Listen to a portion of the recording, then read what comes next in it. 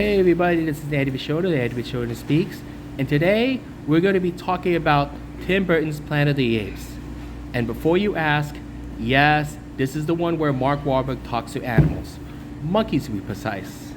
Now, for those who are wondering why I'm talking about Tim Burton's version than the original or its remade sequels, people have been ranting about the ending to this day. Yes, I know sometimes remakes are usually not the best ones than the original, and people hammer about the original. But I have to put my 2 cents about why this shouldn't have been controversial in the first place. Now, before I continue, I want you to watch the original Planet of the Apes with Charlton Heston and Tim Burton's version of Planet of the Apes. You guys done? Okay. So, in the remake, Mark Wahlberg actually did escape Planet of the Apes from a space monkey, no less. And when he traveled through time, what he thought was planet Earth, when he crash landed in what he thought was Washington, D.C. And when he saw the Lincoln Monument, it was not Abraham Lincoln, but rather it was General Thade. And when he was surrounded by cops and reporters, it was actually sentient apes. And this actually got a lot of people's attention because it shows that people criticize that this is not the original that they grew up with. And for those who know about the original Planet of the Apes, Charlton Heston did not escape Planet of the Apes because it turns out all this time it was post-apocalyptic Earth.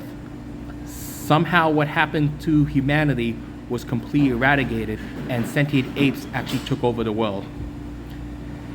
And now, it was such a controversial ending that even Kevin Smith commented about Tim Burton's version on Planet of the Apes.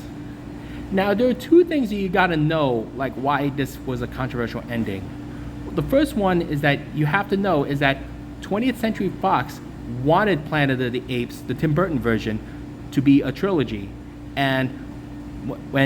And yes, while it did get lukewarm responses and it did earn a profit at the box office, it was not the mega hit people expected. I mean, keep in mind, this was during the time when Lord of the Rings was being anticipated.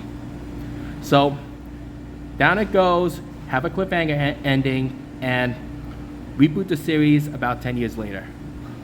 The second one, which is really a big bomb about why the Planet of the Apes Tim Burton's version shouldn't be controversial. Well, you're not going to believe this, but that is the original ending of the book.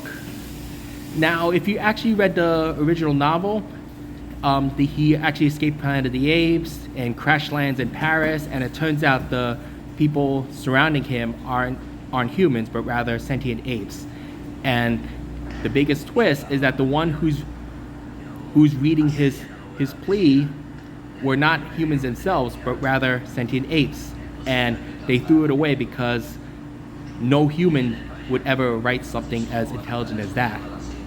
So if that was the case, then where did this post-apocalyptic Earth twist came from in the original Charlton Heston version? Believe it or not, Rod Serling, yes, the same Rod Serling that hosts The Twilight Zone, was responsible for this twist ending.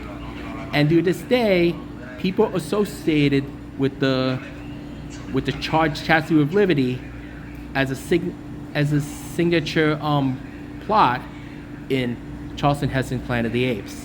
And it kind of irritates a bunch of people when they see the DVD covers showing that Statue of Liberty because they keep spoiling the ending every single time.